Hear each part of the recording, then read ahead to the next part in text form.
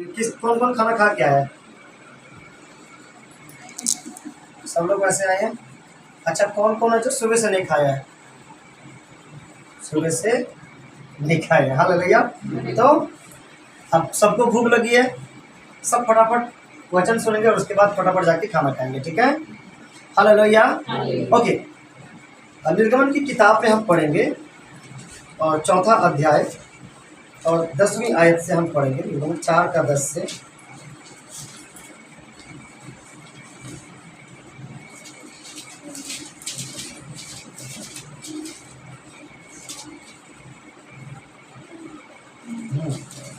मिल गया?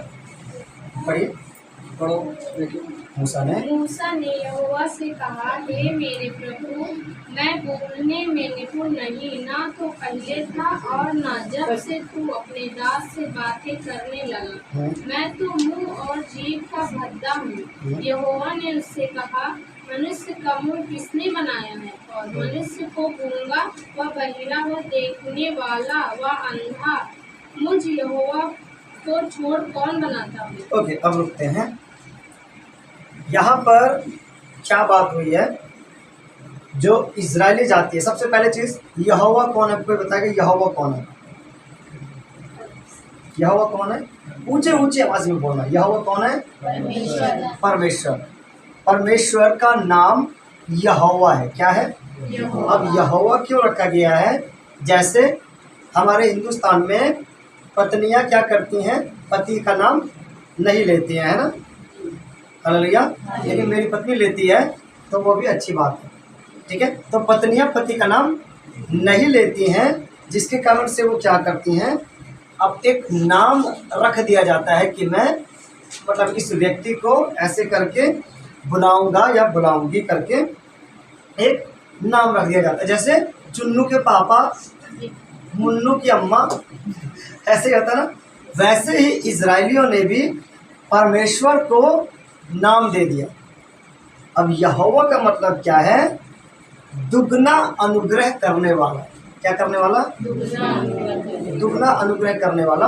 अगली बार आऊंगा तो इसके बारे में अच्छी सी स्टडी दूंगा।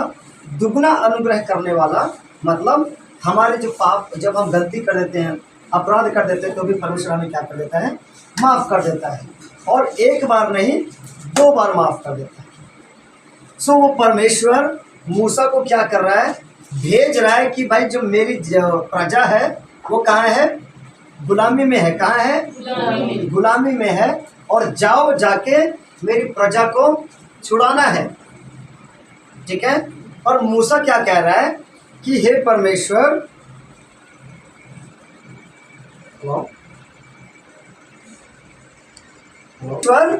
मैं तो बोल ही नहीं पाता। हालेलुया। अब हमें ये चीज समझना है, उत्तर प्रदेश भी एक गुलामी में है। अभी यहाँ से पहले हम एक प्रार्थना में गए थे, तो वहाँ क्या समस्या थी? जैसे ही प्रार्थना करना शुरू किया, वो ऐसे ऐसे करना शुरू कर दिया। ये कौन सी गुलामी है? आत्मिक गुलामी है। क्या है? आत्मिक गुलामी है। 2 मिनट लूंगा। हेलो। ऐसे ही हम प्रार्थना करना शुरू किया, घूमना शुरू कर दिया। ये कौन सी गुलामी है? आत्मिक गुलामी है। कौन सी गुलामी है? आत्मिक गुलामी। शैतान ने यहाँ के लोगों को आत्मिक तौर पे गुलाम बनाया हुआ है।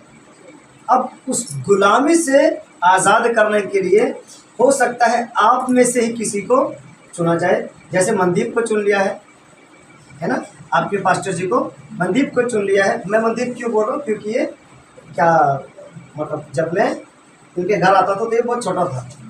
हालेलुया। तो अब हो सकता है, मान के चलो, इनको परमेश्वर ने चुन लिया कि जाओ, आपने दुष्ट आत्मा के लोगों को आज़ाद करना है।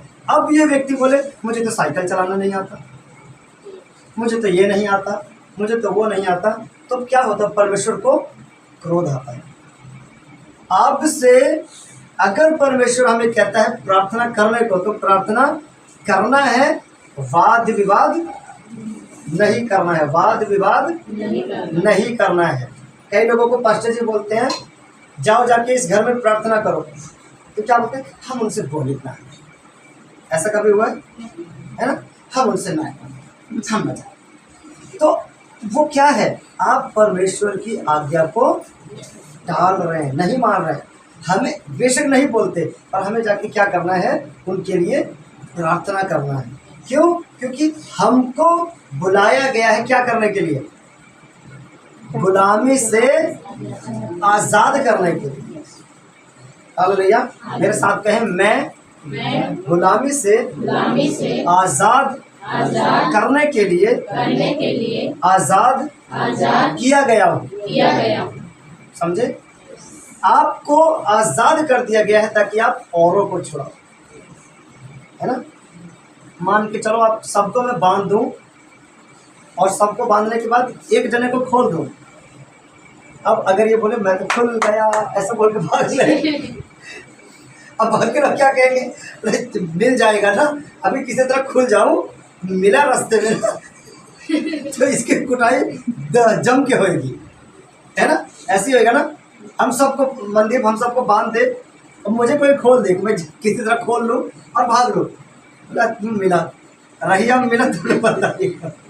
तो हमें क्या करना है, आज़ाद करने के लिए हमको आज़ाद कर दिया गया है।